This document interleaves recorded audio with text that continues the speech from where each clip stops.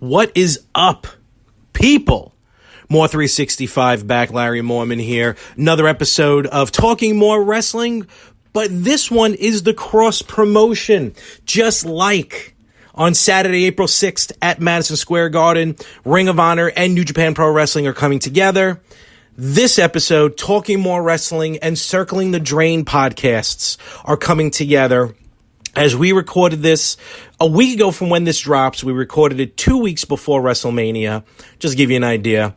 And this is, you can call it a debut episode, you can call it a annual thingamajig, I don't know, call it what you want, call it the Ring Crew. I had an absolute blast recording with everyone, Ira, Sean, Steve, myself. We talk WrestleMania. Again, this is an extra large episode, kayfabe is thrown out the window. But today's my birthday, and I'm going to be honest with you, I'm busy today. I didn't get a chance to really record an episode, and also knowing that this is available. So check them out, Circling the Drain podcast. Actually, they're live every Wednesday. And with the Ring Crew, it's something new that we tried. You know, maybe this will be something again down the road. But in the meantime, check out the Ring Crew. And remember, folks, WrestleMania, MetLife Stadium, the parking lot of MetLife Stadium. I will be there. Talking MOHR Wrestling will be live streaming. I'll be podcasting. We got some grilling going on. I'm telling you right now, there will not be enough food for everybody who might show up. But we're going to have a good time, blast. Come on by, be on the podcast, be on the stream, and most importantly, let's enjoy WrestleMania, as a lot has come about since we recorded this. It's official.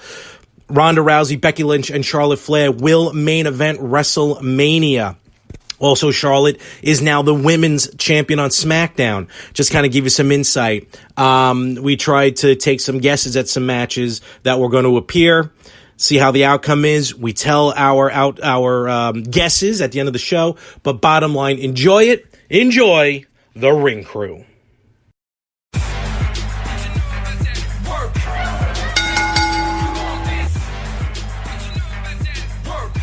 you ready, world? Here's a sneak peek at WrestleMania. It's the Ring Crew, and this is the WrestleMania Rundown. That's right, in 2 weeks from tomorrow, actually. You don't need to know all the ins and outs. In 2 weeks is WrestleMania, and we're here to review WrestleMania.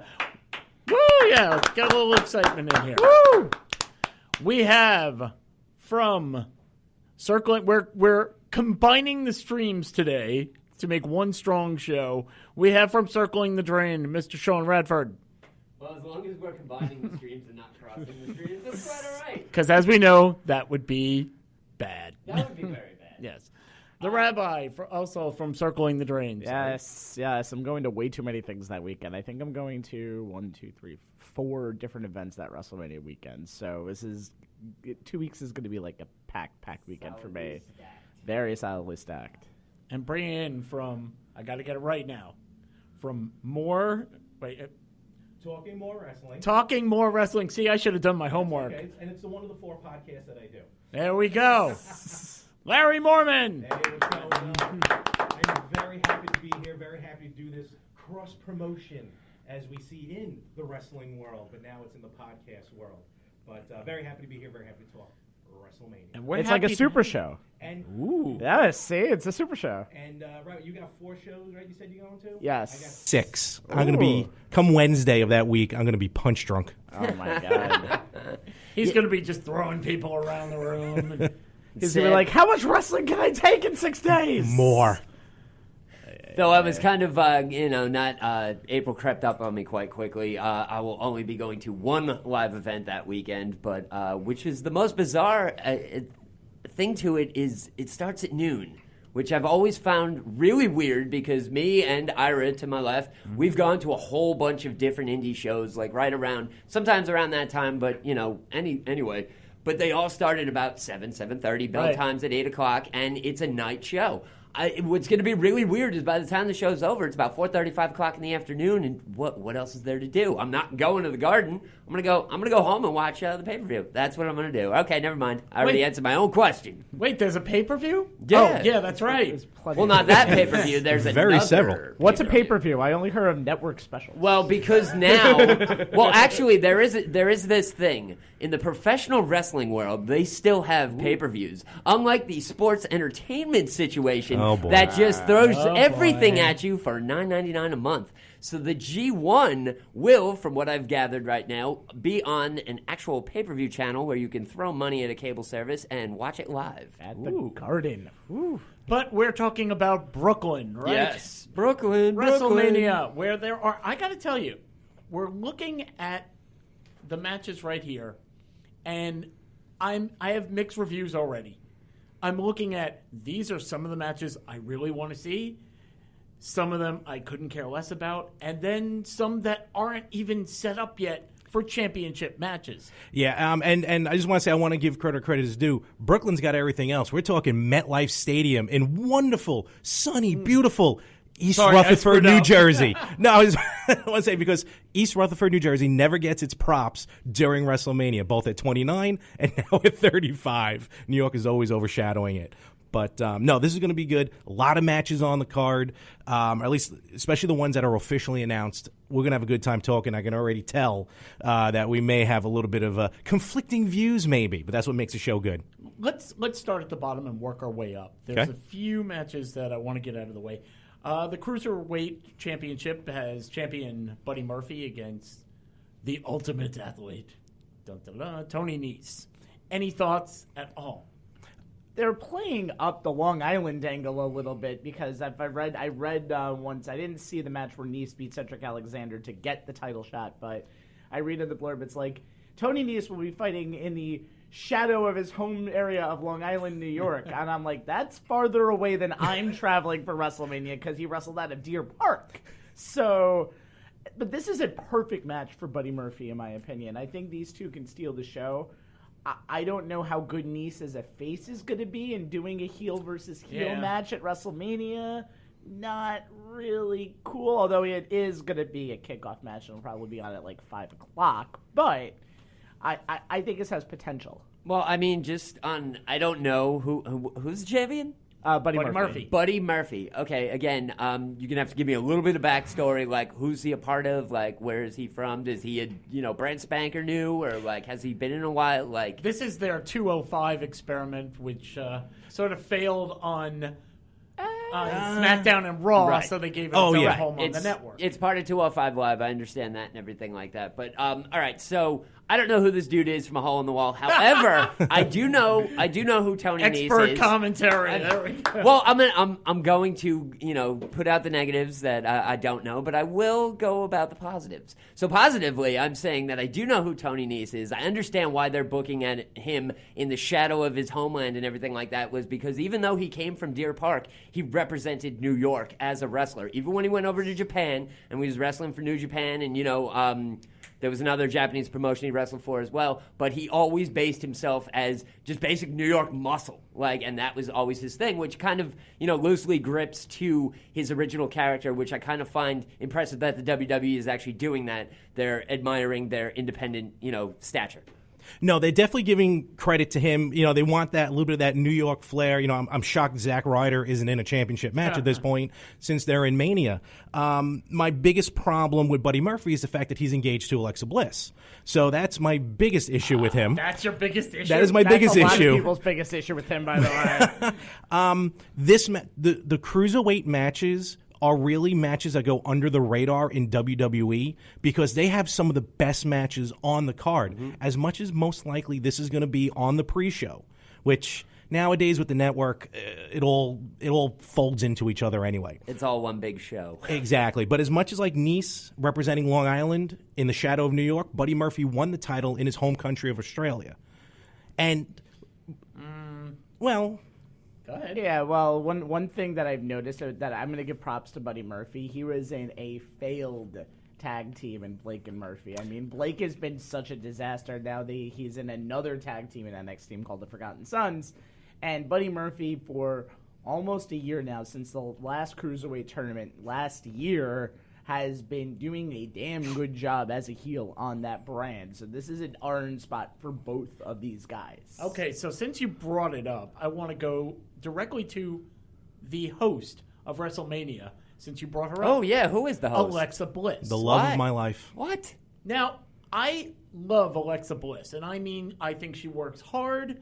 She's really good at promos. She can wrestle. Right. I like her. I want to know, why is she hosting? Is the concussions that bad, or is this a storyline?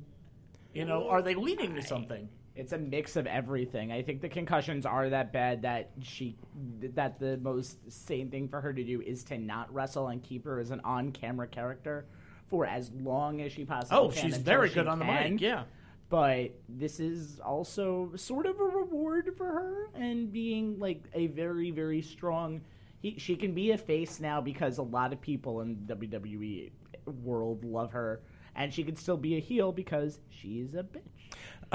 She plays a bitch real well. No, she really does. But it could be the concussion. But also remember, a couple years ago in Orlando, the New Day hosted Mania. Mm-hmm. So, as I think it's just something they're giving a superstar now, again, to kind of give them like a spot on the card in general. Even if they have nothing for her. She's been champion for how many years? So it's time for her to back down a little bit, lay low, but still keep her in the spotlight. Hence, a moment of bliss. I don't know. I understand it and I get it, and kudos to the WWE for keeping honor with her and everything like that. But from an entertainment standpoint, I kind of feel like that's phoned in. Like, I enjoyed when The Rock hosted. I would enjoy if somebody, and one of the most like celebrity based people that was ever really like. Remember when they used to have like a host of Raw? Yes. And I still remember Freddie Prinze Jr. was so excited to be there, and like the look on his face, and like he got the backbreaker from Randy Orton. He was like, he jacked me up, but that was badass. They need to go back to that and treat Mania like the flagship that it is. Get a big name to host your situation. Well, that brings me to Michael Che and Colin Jost. Who and what? Apparently you don't watch Saturday Night Live. No. Okay, they are the head writers and the newsmen on Saturday Night Live. And they are going to be, correspondents? The correspondents, yeah. Right. All I can envision is them cutting to them at the desk, like Weekend Update from Saturday Night Live, like reporting as the night goes on, and then at some point Braun Strowman coming in and destroying the table. Sure. I don't get it. I mean, I'm not a fan of SNL. Right. But yeah, this is just a way to just shoehorn more people onto the card, kind of like how Elias is being shoehorned in as a special guest performer at Mania. But to be fair, when she did it at Fastlane, he actually was really good, and that was probably the best they've ever used Elias's character in a non-wrestling capacity. So it can work out on a very, very, very, very, very small occasion. You see, I'm very, and it was funny because someone just mentioned this to me recently, since I'm very optimistic with the business. This is my favorite time of year, WrestleMania. I think Elias as the booked, musical act, excuse me, yeah. It's not Run DMC like at WrestleMania 5 or, some of these other acts like Ring of Honor had recently, but it's Elias, and the crowd still reacts to Elias. Oh, yeah. So might as well use some homegrown talent, save some money, because you're going to put it back in the pyro for the one time a year you use it. Of course. So I'm in.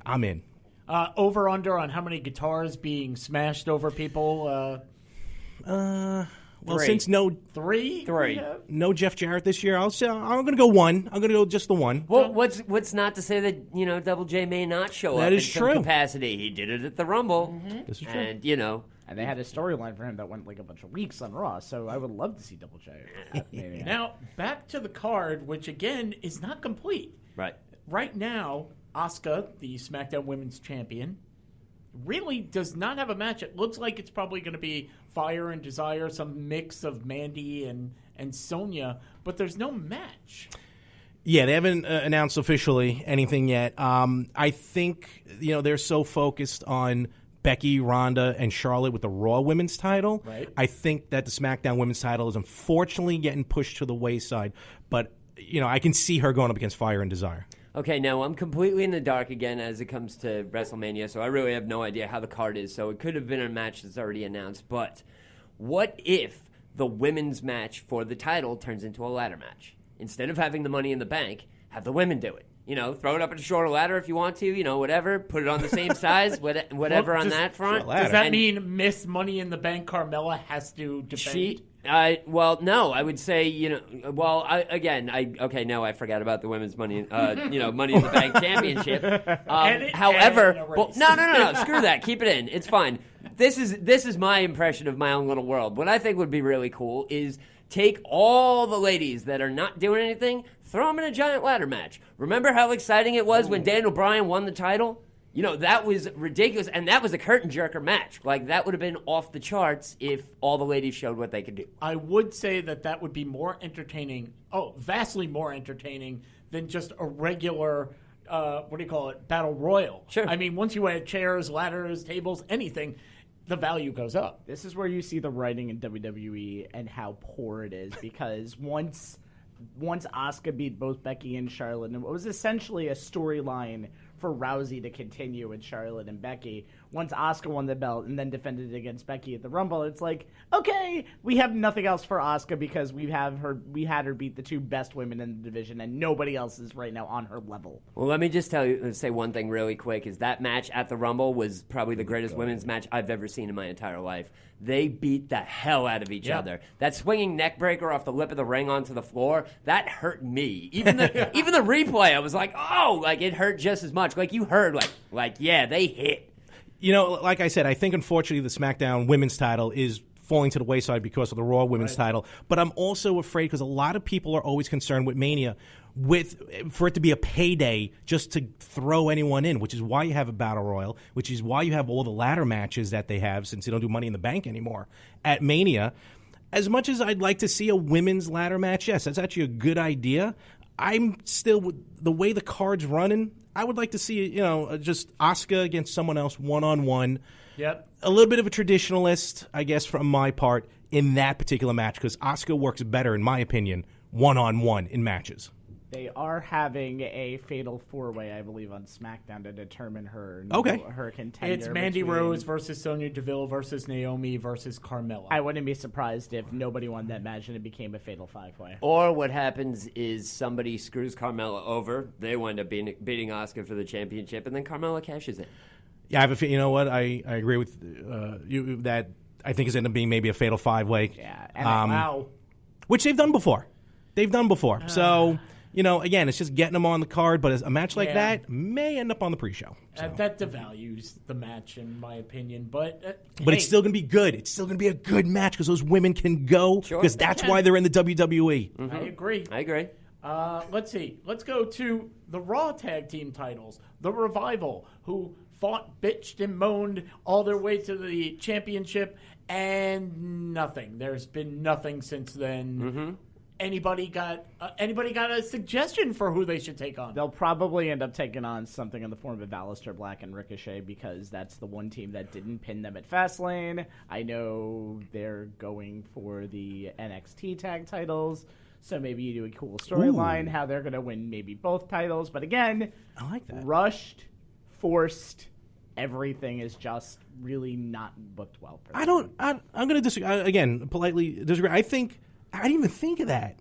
With Aleister Black and Ricochet, if they win the tag titles from the War Raiders 2 nights before at TakeOver, and then if they go up against the Revival, who deserve to be at WrestleMania, of course, and then win the Raw tag titles, that would be quite interesting. Only Paige is the only other person to ever win an NXT title and a main roster title.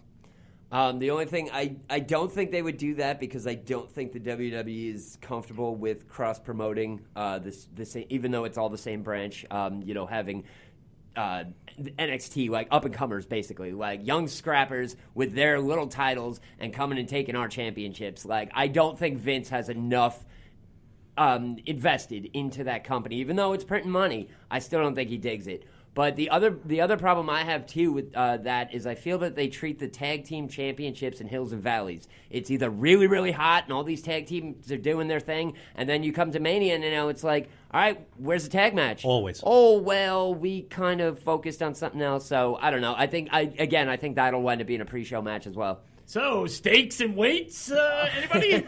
Well, you can put Heavy Machinery in that Andre the Giant Battle Royal and do a bunch of comedy stuff, because apparently that's all they're good for, according to the WWE right now.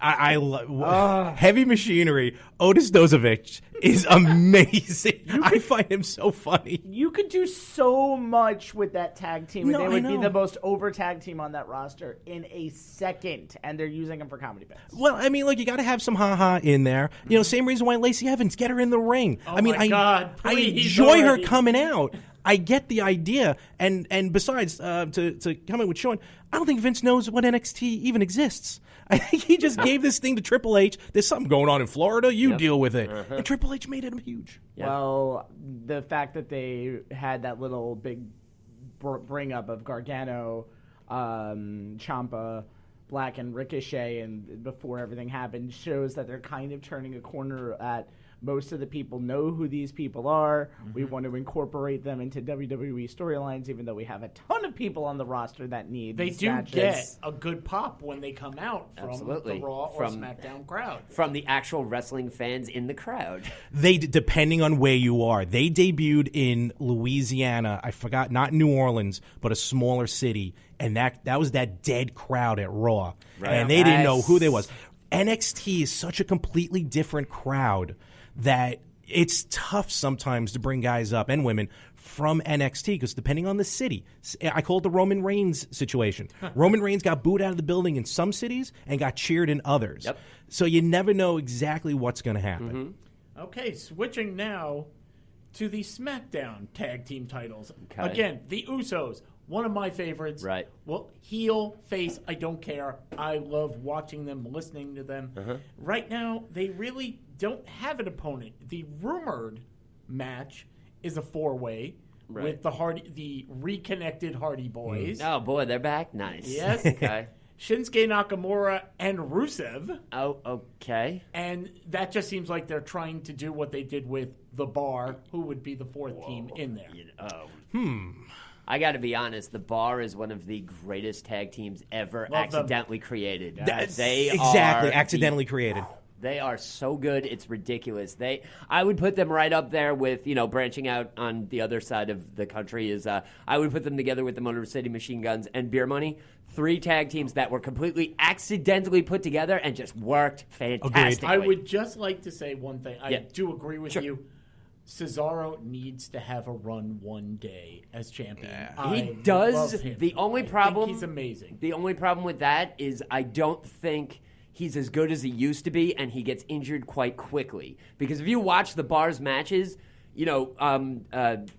Cesaro does his thing. He does the swing. He does all the moves that he can do. There's a good portion of moves he doesn't do anymore, and those are taken over by Sheamus. And Sheamus takes a good majority of the bumps as well. And Sheamus has a ton of injuries himself, so if Cesaro gets a run, Sheamus really can't do anything. And this is revived Sheamus's career because he was dead in the water as a singles heel, and he's become a really good tag team wrestler, both on the face and heel side. Sure. Yeah, the bar really has, no pun intended, raised the bar with a tag, and they were able to go with last year with Braun Strowman and John Cone's kid, for the tag title. So they're able to work, with anybody and everybody. Let me be the Debbie Downer here and mention how far Shinsuke Nakamura has fallen on the card from challenging for the title at Mania last year to this. Well, therein lies the other problem of the difference between professional wrestling and sports entertainment. The same thing happened when they hired Kenta. He was one of the original big names to come from Japan to show up in NXT. He had 4 or 5 good matches, kind of a run, broke himself, came back, and that was it. So now they're doing They're doing exactly the same thing with Nakamura on a larger level. I feel like this is going to be a common theme as we go through, which I get. I totally understand that. This is the reason why in 100 years, when Vince McMahon finally passes away and Triple H takes over, that's where we'll see a difference in a lot of this. I have faith because of what Triple H did with NXT. He can do that on the main roster. We just it's a holding pattern It's right just now. a matter of time. Okay, so now let's go to the last tag team titles, the new women's tag team champions, Sasha Banks and Bayley. That's a thing. Now, again, I don't know what they're doing because on Raw, they have Beth Phoenix and Natalya challenging. Beth Phoenix is wrestling again? Oh, yeah. Beth Phoenix When the is hell back. did that happen? Bro, you got to watch a network. I know. Hey, this is why I'm asking these questions. I've been in the dark since SummerSlam. Here, tune it in now. Here you Yeah, go. right, yeah. Okay, Nia Jax and Tamina come out, and they want to challenge. So now it's a triple threat. Right. Wait, because then the champions go to SmackDown, and the Iconics take a victory away thanks to Lacey again. So now, are we going to have a 4-way match? Anybody? That was kind of the plan going into this.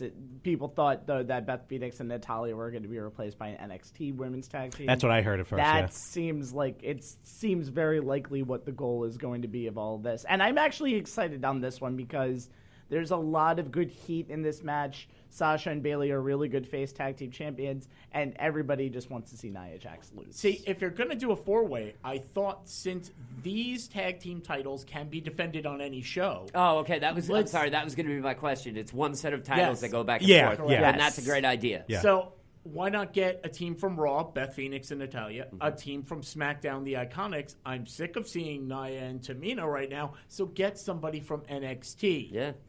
I like this idea where you can defend the title anywhere. Yes. Kind of like when they first split the rosters, the WWE champion, the women's champion were both on Raw and SmackDown. I like the idea of different shows. I probably would have preferred better if it was NXT, Raw, SmackDown, and the tag team champions. But Beth Phoenix coming out of retirement is awesome. Yes. I love the Iconics. I really I was pulling for them at the Elimination Chamber because they are amazing. And I love it. And I'm actually rooting. If the Iconics end up in the match, I'm going to root for them. But this is going to be good because the women they've definitely been just amazing on the show, amazing on the roster. And what I feel is going to main event WrestleMania will be a women's match. Nia Jax gets a bad rap, by the way. She in deserves my opinion. I think Nia Jax is a very good heel. I think, yes, people don't like her because of all of the stuff that she's done and all of the botches that she's done, but she plays up her character really, really well, and I think people should give her a lot more credit. I think people do give her credit, but the fact that she single-handedly ruined that Survivor Series match between Ronda Rousey and Becky Lynch put a bitter taste in everyone's mouth, and when you look into it, she's injured Bayley. She's injured Sasha. She's injured a lot of people, which, look, it happens. This stuff happens in the ring, but let's be a little bit more careful, especially when your cousin's The Rock. You can say the same thing about Seth Rollins, by the way, and he is in a title match at this year's Mania. So Who's he injured? Sting. He injured Sting. Well, He okay. injured Balor. Finn. He broke Pop Finn's shoulder 5 seconds into the match, and then he basically retired Sting. Well, Sting I never liked, so I'm fine with that. Damn. Wow. Oh, that's gonna be a whole show altogether there, cuz. WWE through and through, buddy. Born and raised in New York. Man. Let's Oh, talk. my God. Let's talk. Okay, let's move on. We're done with tag teams now, but we still have championship matches. Okay, for the United States Championship, we have Samoa Joe going up against the ultimate underdog, Rey Mysterio. I love they're keeping this, as of right now, knock on wood, one-on-one. Yes. All right? First of all, Samoa Joe, about time he wins a championship. Yes. It is great to see Rey Mysterio back. And it is amazing how Dominic is now 9 feet tall, his son Dominic. And to see where he came from as a little kid when, as you do in the legal system for custody of a child, you put it 10 feet above the ring and you fight in a ladder match, as Rey Mysterio Of course. and Eddie Guerrero did in one of my favorite ladder matches of all time. My favorite SummerSlam of all time. That was a very good one. That's how I got control of my child. Yeah, hey, there you go. And real quick, just to put an exclamation point on that, the fact that Dominic will be ringside, don't ask me why. I feel like something may happen because Dominic's been practicing. He's been training. He may get involved, and he may get involved maybe not for his adopted father, Rey Mysterio. So instead of a 619, you're talking 1238. Something like Quite whatever. possible. Wherever Samoa Joe's from. I believe it's Samoa. No, but By the way, I hate to cut you off. Yes. That is the one thing. My daughter comes in and out, and she knows everybody, and she keeps every time she sees a Samoan, she goes, "Is that a relative of The Rock?" And I go, "Yeah." But now she knows. She comes down. She goes, "Poor Samoa Joe, the only one who's not related to The Rock." Basically. Well, actually, no. From what I gather, he's actually Hawaiian. Oh, there you go. Something Oh, like that. okay. He came from a huge family of like fire performers and stuff like that, and has actually been training and practicing and doing those type of things since he was like 2 cool. or something like that. So from the ground up and everything like that. But I will say I knew nothing about that match. That is awesome. 2 of my favorites. Samoa Joe is my favorite in-ring competitor going on right now since the first day I saw him. I won't deal in depth into it right now, but that sounds amazing. I can't wait. Underwhelmed by this only because of the fact that Ray has been feuding with Almas for God knows how long. And no payoff. And no payoff whatsoever. Give it time. This has kind of been thrown against the wall, but Samoa Joe going up against a family member in promos, kind of like he did with AJ Styles' wife a few months ago. Brilliant. Samoa Joe is the best promoer right now in the game. Perfect heel. I love Samoa Joe as a character. Sorry. So now to go back to what you were saying, is there a chance that it will be a triple threat match? Throw Dominic in there? No, not Dominic. Almas? Almas, yes. I hope not, and no offense to Almas. As Andrade Cien Almas. I don't know why they take away the first names. Mysterio and Almas, the payoff were the matches. Maybe the endings may not be the way they were, but you got to get to the ending, and those matches were phenomenal on SmackDown. Yeah, I agree. I say keep Almas out. Let's keep this one-on-one, see what happens.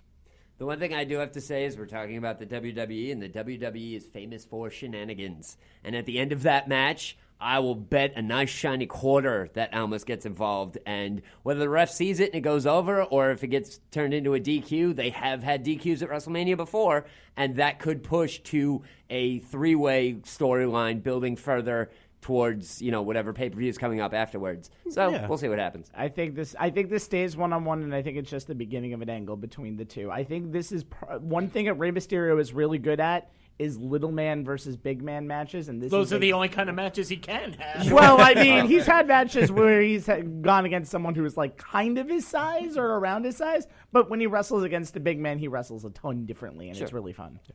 No, I agree. And Rey Mysterio, the fact that he's still going at this stage in his career is phenomenal. And it's funny, you were saying that you love Samoa Joe. I hated Samoa Joe, especially in TNA. Oh, really? I was not a Joe fan at all. But maybe because he's in WWE now, I don't mind him. But hey. I'm waiting. I agree. I can't wait for this one. That's cool. I knew a lot of people who hated AJ Styles until he turned up in the WWE. And for the longest time, I was always like, are you kidding me? He's the greatest wrestler on the planet at the moment. And they're like, nah, he's trash. And then he shows up, and everybody's like, AJ. I was like, hey, all right, fine. And now we're on the same page. Love you. Then let's bring it up. Sure. By the way, I loved AJ in TNA. Yeah. Every time So did I've I. seen him. So now we have AJ Styles against Randy Orton. That is going to be a match and a half. I'm very excited. Their promo on SmackDown a couple weeks ago was one of the best promos, face-to-face promos I've seen on SmackDown in a while. Orton calling out AJ being on the indies. AJ saying he's stealing, his RKO is just an overrated diamond cutter. I love that. I'm sitting in my seat like, oh my God. And then Orton just nonchalantly goes, oh, you stealing stuff, and just throws up the too sweet. I was like, my head almost exploded. Yep. When Orton turned heel in this past summer, he ended up having feuds that were kind of like, Orton versus Jeff Hardy, we've seen that before. Sure. Orton versus Mysterio, we've seen that before. This feels fresh, and I think Orton and AJ have, if they're given time at Mania, like say 15 to 20 minutes, this is a show stealer, and this is actually hopefully going to light a fire into Orton, because Orton's matches get repetitive sometimes. They don't I'm bored with him. Yeah, they don't get to the main event level, and this could finally, now this is not a main event match. This is strictly mid-card. This could be fun. I think that, honestly, since AJ has shown, how good he is and the quality of his matches, I think this one is probably going to go at least 20 minutes to a half hour. And I also feel that Randy Orton is Marathon Man. Basically, he can have a good match on Raw, he can have a good match on SmackDown, but when he gets into a pay-per-view match and they let him go. The same thing, I think it was like 2009, he feuded with Cena for the title, and it was every single pay-per-view. That was the main event. Now, with the build-up, everybody was just kind of like, oh, again? But watching every single one of those matches, 4 to 5 star matches every single time. So I think this match between him and AJ is going to steal the show. You're right. When push comes to shove, Orton can produce. He produced recently at Hell in a Cell against Jeff Hardy. That match was sick. Want to go back to 2009 against Cena, the Iron Man hardcore match that they had was also like legitimately sick. But to your point as well, fresh. This is fresh. This is the first time we're going to see Orton and Styles, and this is something that really you look forward to. Whether it's the opening match, mid card, the match is going to set the stage. And just one last thing is kind of what I've been seeing is I think Orton's kind of on his way out. So I think this match, I don't think he has too many more Manias under his belt. Same thing with Cena. Cena kind of has said his goodbyes, and he's going to be long gone after a while. But I don't think Orton has very many more matches under his belt as far as Mania is concerned. And to face somebody like that, I think they're really going to be like, all right, let's just, hit the ground running and blow the doors off this thing. And I think that match is going to be fantastic. And not only that, but Styles can, even if Orton was getting a little stale, even if he was, his match is not the best, Styles can get the best out of anybody. Sure, no offense to Shane McMahon, but their match at WrestleMania a couple years ago, I love that match because Styles, he told him leading up, this is a wrestling match. You have hardcore matches because you fight. We're having a wrestling match. And he pulled that out of Shane. And even if you feel, for those out there, if you feel that Orton hasn't been up to par, Styles will make him up to par. Oh, without question. And this match is going to be great. And all last thing I'll say about this match, all I envision is something along the lines of when Orton hit that RKO, when Rollins popped up to hit him with the curb stomp and hit him probably with the best RKO ever. That was the same Mania that Bryan won the title. Exactly. That I was just talking about. And that was the one that I missed, and my buddy was on the writing team that year. And I didn't go that year, so shame on me. But just a little side piece of information, with the exception of the Ring of Honor Heavyweight Championship, AJ Styles has held every single other heavyweight title in every company in the world. Agreed. Agreed. True, I should say. Well, we're going to move on since you mentioned the man. They don't call him phenomenal for no reason. That's right. Because it sells merch. Yeah, exactly. I actually have one of those shirts. So, Oh, and actually, at an indie show a few years back, I met AJ Styles, but he was still the heel leader of the Bullet Club, and he treated me and a couple of my friends like shit. It was awesome. That is cool. That is cool. We were like, hey, you got the extra large Bullet Club shirts? He's like, nah, I don't care about you fat guys. Go check out Anderson and Gallows. They may have a couple left. Go away, kid. You bother me. I'm like, but what? You're like 2 years older than I am. Screw you, dude. Oh, by the way, I'm a big fan. Thanks. Where Orton's usually an asshole regularly. Exactly. Yeah. It was good times.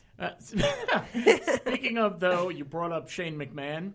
Shane McMahon, the co-besties are broken up now. Aww. And I'm so broken up about it. What do we think about his match against The Miz? Built beautifully. Out of any match, I think, on the entire card, this is built the best. The match is going to suck, I think, because Shane is kind of not been able to go, so he needs a hardcore match like crazy at Mania. But Shane is a very good heel, and that heel promo that he had on SmackDown after the turn was great. And then Miz comes back on the SmackDown after and delivers a killer face promo, and which gives me hope for Miz's future as a face. But this, just the dynamic of a face Miz versus a heel Shane, which we haven't seen since he's come back to the WWE, intrigues me right there. Yeah, I think we had a little taste at Survivor Series, but that was just like SmackDown versus Raw. A heel Shane, you're right, reminds me of a heel Vince, Mr. McMahon, which is probably where they're going to eventually go with it way down the road. I'm not used to a face Miz. I was never crazy about the Miz as a face. So when I say I'm apprehensive a little bit going into this match, is not that his performance, it's just how he comes across as a face. He comes across good as a face only because he's trying to keep the persona that he's built up with Maurice in the last 2 years as a mainstream It's all about Miz person. and Mrs. It's all about Miz and Mrs. It's all about Maurice. It debuts 2 days before the before the match. So yeah. But I just wanted to mention just real quick. I just wanted to mention the Miz though is reminding me of the Talking Smack Miz, When they had Talking Smack on the network, The Miz was cutting those promos on Daniel Bryan, and you want to talk about the writing team. From what I understand, the writing team had nothing to do with Talking Smack. They let the wrestlers on and run with it, and Miz was amazing on Talking Smack. So he got that fire underneath him. This match, and Shane is the best wrestling McMahon that there is. He may not be catch as catch can, but he can put on a match. This one, I think it's going to be good. And the fact that Shane, I think, legitimately kicked Miz's ass at Fastlane, like, I'm looking at this, I'm like, someone tell Shane to back off a little bit? I mean, he does know what's happening here. This is going to be good. I just think this one is. I think this, to be perfectly honest, now just thinking about it as you guys were just talking about it, I think this match is going to turn out to be a sleeper. We're not going to expect the caliber that it's going to be because I think it's going to be the Miz is going to basically take on that entire thing. He's going to lead the entire match. Shane will wrestle with him and have his 3-4 high spots and be like, he's close to 60. Why did he just jump off of there? Holy shit, whatever. But I think, I think it's going to be a pretty good match. I don't think it's going to be a waste of time. Am I the only one who actually doesn't want to see Shane McMahon anymore? I'm sick of it. In this room, I think so. This is the difference, and you keep saying it, Sean. Yeah. Sports entertainment versus wrestling. Sure. He is sports entertainment personified. Sure. He's a stunt man. Well, he is. He's going to hit his 3-4 spots. Right. The Miz, I think, deserves better. I do like the build of the story, but the payoff is going to be what is it? What does he call again when he goes cross country? Coast to coast. Coast to coast. Yeah. You know what's going to happen. I'm not excited for this. Sorry. If they build this into a regular wrestling match, which as of right now, there's no gimmick to this match, it's going to suck because Shane has gotten worse and worse as a regular technical wrestler. And you've seen that in the tag team title matches versus the Bar, versus the Usos. But the stories have been really good. If they focus on the story and they do their hardcore stuff, this is going to be a great match. Shane never was a good wrestler. Go back to but I don't mean that in a bad way. You're right, Go back to WrestleMania 50 when he was a European champion, when he was a hardcore champion, and I know he always did the falls off the Titantrons back in the day. I just, stuntman, I kind of, that harks back when Ric Flair called Mick Foley a glorified stuntman, and Mick Foley is one of the best in the business ever. You can't go into a Shane McMahon match expecting a wrestling match. Same reason why you can't go into a match with Vince McMahon to expect him to wrestle. You know he's going to brawl. You know he's going to cheat. He's not a wrestler. He has to. Shane just has a little more than Vince, so he can do some moves. But I'm going to go back to WrestleMania in Orlando against AJ Styles. That was a pure wrestling match, and they pulled it off. Shane pulled it off. I still have no problem with Shane, and I have no problem with him not wrestling.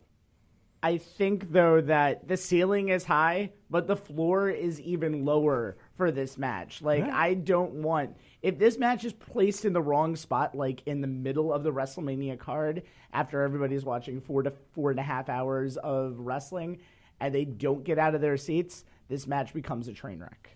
Just saying. Well, we're moving on. There's one more that I missed for gold before we get to the main, event-level championships. For the Intercontinental Championship, Bobby Lashley with Lio Rush in his corner, and you can't miss him, against Finn Balor. And what we're hearing is there's no way the Demon will show up, but you never know. I missed the Demon. When the Demon came out, granted, it was against Baron Corbin, but when the Demon came out, and we'll get into Corbin in a little while. Yep. When the Demon came out at SummerSlam, I popped. I know it was a squash, like one of 3 squashes that night, but I still popped for the Demon. I was expecting the Demon last year in New Orleans, didn't get it, so I want my money's worth this year. Give me the Demon. And with Bobby Lashley and Lio Rush, I love Lio Rush, as annoying as he is. Sean and I saw him in HOG. Oh, yeah, no, Lio Rush on his own is fantastic. He's a fantastic wrestler. I just see this as an opportunity to give Balor a belt on the grandest stage of them all. But, by God, give me the Demon King. What really threw me off, what really threw me off about Lio Rush is, like Ira had just said, we've seen him wrestle on the indie scene a few times, and he's like a hummingbird, just dips and splits and moves, and he's all over the place and just drops it. Then he showed up in NXT, did his thing for a hot second or whatever, and then they brought him up with Lashley, and then they gave him the microphone. And holy smokes, can this dude talk? Yep. I had no clue whatsoever. Now, I've been a fan of Bobby Lashley since way back in the day. And, actually, no, I'll bring that up when we go a little further. But anything Lashley does, I think is fantastic, except for his silly headband, because I think it makes him look like an oversized baby. But other than that, I am a diehard Bobby Lashley fan, and I love Finn Balor, too. Don't get me wrong. Whoever wins this match, I kind of feel that we're all going to win, because I think it's going to be a really cool one. I love Finn. I think we do see the Demon King, even though we didn't see it last year, but it's so weird. He faced Brock Lesnar at Rumble for the title, and he didn't do Demon King. That would have been the time. That would have kind of been the time. He shows up Demon King. If they're going to do it this way, Demon King should only be at SummerSlam, in my personal opinion. Because if they're just going to do it one time a year, just do it one time a year. This match will be good. By the way, it's unofficial, if I'm not mistaken. Yeah, also, so this might be completely different because Finn and Lashley have fought countless amounts of times on television. Both deserve better at Mania. The Demon King, just to piggyback on your Demon King situation on the Rumble, I think the reason why you didn't see it, because going into the Rumble, and I said this on my podcast, Talking MOHR Wrestling every Saturday, 6:05. You can, if the Demon King came out, he would have beat Brock Lesnar. But without the Demon King, that's how Brock would have gotten over on Finn Balor. That's in my opinion. I agree. And just to piggyback on what you said about having, the Demon come out once a year, what I think they should do is bring him out at the Rumble at least once. Finn Balor comes in as entrant number 6. The Demon King comes in as entrant number 17 or whatever. Pull the old school Mick Foley, 3 faces coming through, and have Finn turn out twice, and just as a fun little element, That would be so cool. This way, if he gets shit whipped over the ropes, he gets eliminated. It's not a big deal that the Demon King lost. Because if you would have stuck, like you just said perfectly, if you would have stuck the Demon King against Lesnar and Lesnar would have crushed him, it would have destroyed the entire aura of the Demon King and the difference between him and what me and my friends have kind of coined cool guy Finn. Because he shows up in his leather jacket and he's the freaking British Fonz. Like, he's just cool guy Finn. Jimmy Dean cool. And that's it. And so I just think that would be cool on that aspect. When you mentioned Foley in the Rumble, I can think of when he came out as Dude Love that third time. He was huffing and puffing down the ringside. Yep. Hey, I've seen that man come in from the airport just huffing and puffing. Now, okay, so we're going to move on. We have now Triple H. Oh, boy. Against Batista. Oh, wow. In the match Really? of... Wow, okay. I know nothing, In the match of... 14 years in the making, baby. Right. This is going to be a good match because, hold on, if you listen to the crowd, let's face fact, this started back at SmackDown 1000. Yes. Evolution for the first time comes on SmackDown. Everyone's having a good time. Everyone's talking. Batista gets on the mic. First time on WWE since his last run. Was that like the Blutista era? That was the Blutista and Boutista. Boutista, right. WrestleMania 30, which he was supposed to win the title at 30. Yeah. So they come out, they're doing having fun, having a good time, but then Batista drops that thing, that when he says, well, Triple H has never beaten me. Mm-hmm. And then there was that little, and that was like back in October maybe or something. So fast forward now to February. Right. They do the 70th birthday party for Ric Flair. I completely forgot about Batista. Right. And you were supposed to. No, exactly. Yeah. That's why it worked. Comes out of nowhere, beats up Ric Flair, and then throws out the challenge to Triple H. And in a fact that Triple H has never beaten Batista one-on-one. I think this is going to be a good send-off for Batista and maybe one of the last few for Triple H. So one of the things I love about I actually watched on YouTube this morning Triple H's Mania entrances, and I realized as much as Triple H is taking up a spot that someone else could have on the card, which is the thing, and somebody says, Triple H at Mania is an event. Watching him come down the aisle, watching him just go through the entrances. So that's a treat. And the fact that Triple H is going to be a face for the first time since the last MetLife WrestleMania is going to be very interesting, too. There's a lot of things I think would be good about this matchup. An interesting way of doing this, because you would have thought the simplest way is bring in Batista fresh off Guardians of the Galaxy and Infinity War.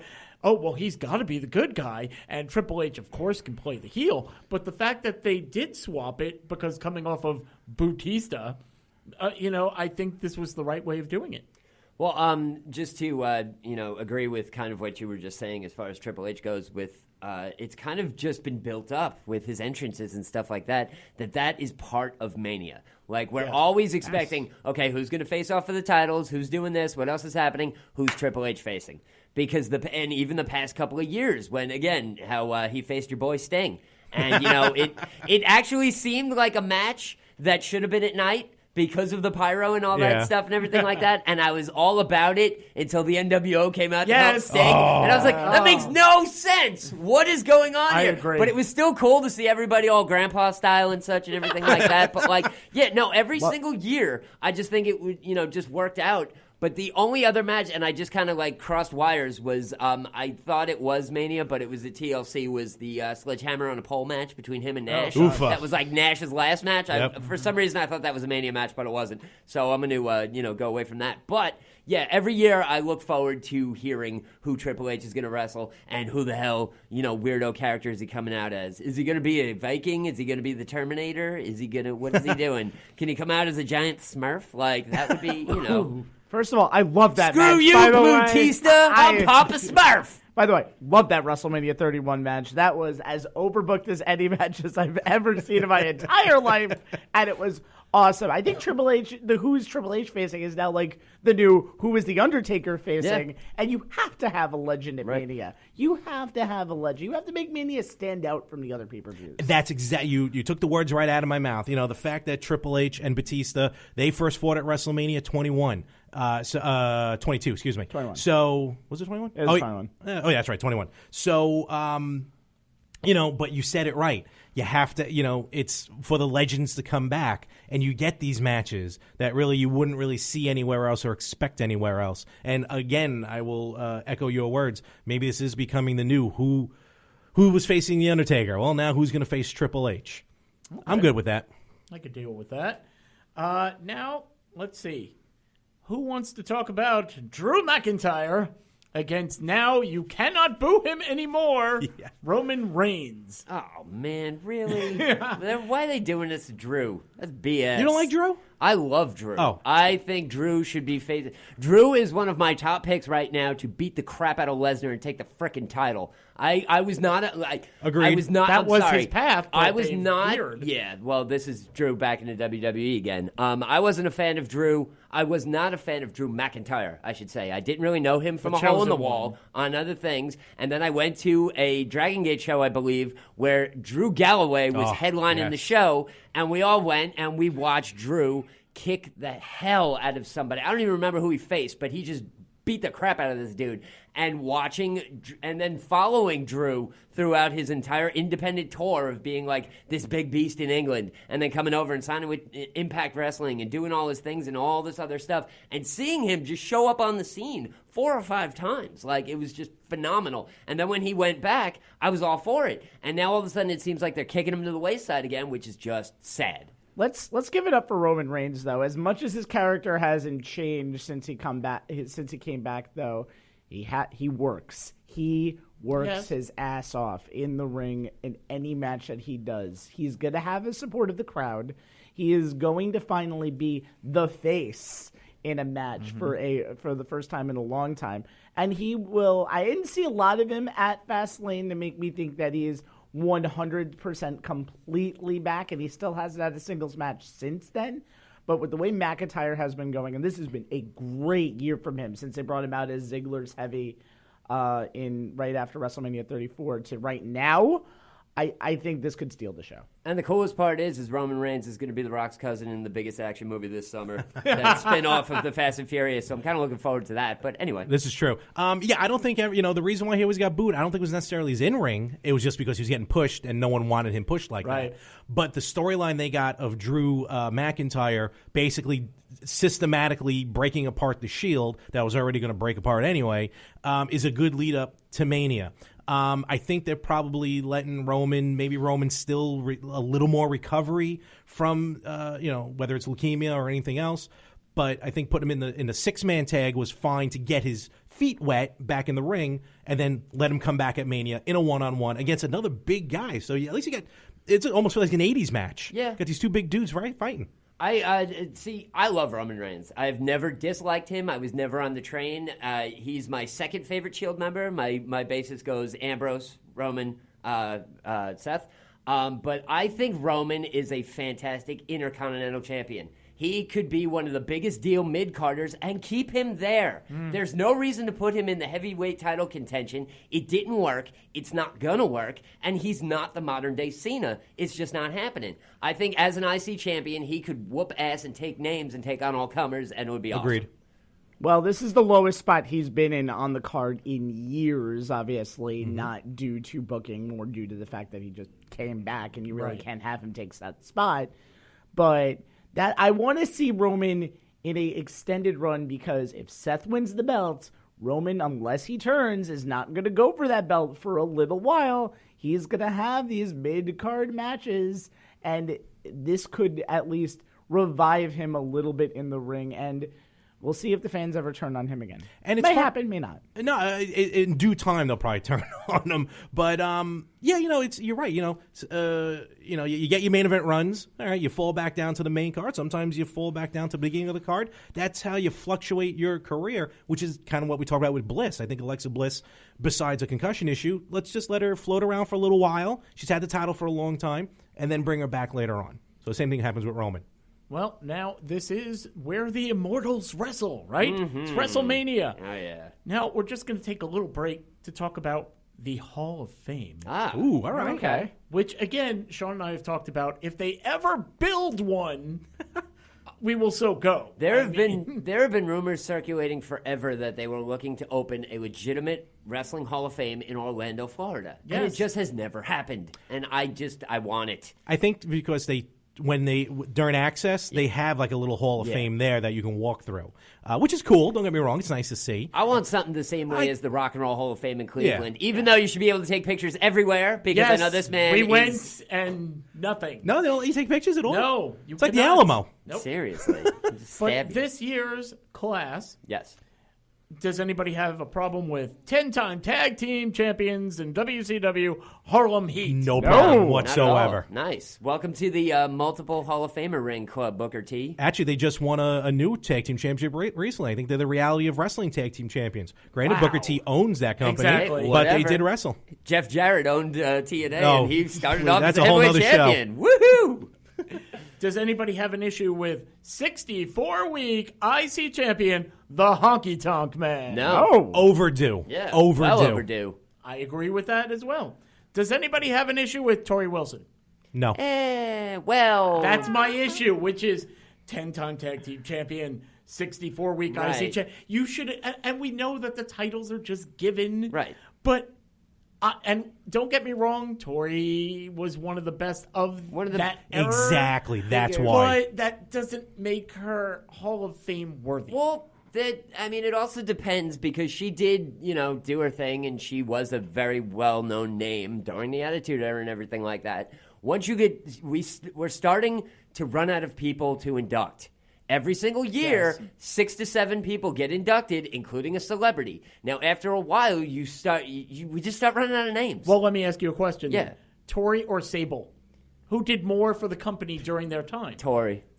Well, between the two of them, Sable deserves it, but also a matter of Sable, I think, really hates WWE because someone pooped in her bag one time, and, legitimately. So probably they may have offered to Sable. She said no. Just ban Randy Orton from the Hall of Fame, and then you'll be from that ceremony, and then you'll be fine. Yeah, he's done quite a few things. I actually compare it more to Stacy Keibler, who was a diva around that time. They both came from WCW, went to WWE for the Invasion. Stacy was a Nitro girl. Stacy was a Nitro girl. Stacy has done so much more mainstream stuff, and if you're going to go that way, which you probably should at least, because the women who are being inducted now, you've pretty much taken all the Trailblazers and put them in the Hall of Fame, and especially with China going in this year as a member of DX.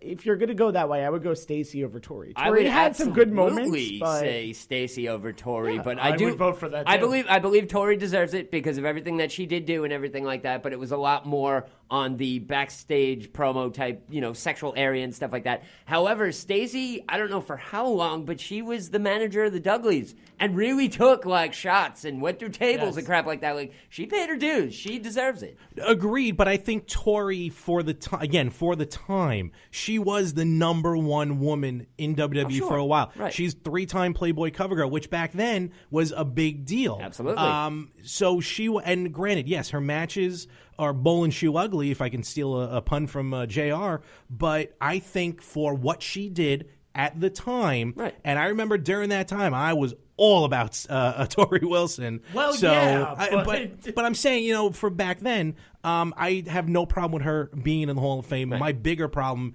is the guys who unfortunately were losing who aren't in the Hall of Fame.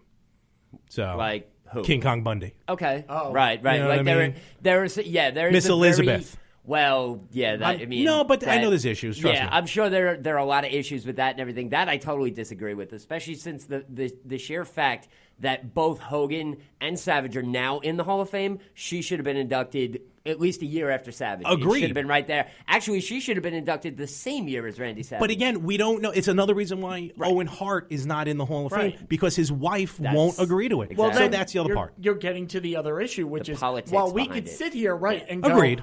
You should be in, you should be in. You don't know what's going on behind. Agreed. this. If I may say just one more thing, the reason why it took Bob Backlund so long to get in, he didn't want to go in because he thought he had another run at the title. Yeah, he did. At 60-something years old. I'm like, no offense, but you tripped over Stanchion at the Hall of Fame. So I don't know what kind of run you thought you were going to have. Well, the other thing, too, with that dude is he's in better condition now than half of This the is true. roster on the WWE He's doing better than I am, today. so. Yeah. Like, I remember hearing I forget who it was, but it was an interview with somebody, and he was flying with Bob Backlund. And they get to the airport, and there is a car service set up, but they're missing a seat, and Backlund can't get in. And they go, okay, sir, well, we can be back in 10 minutes. And he goes, how far is the venue? It's 35 miles.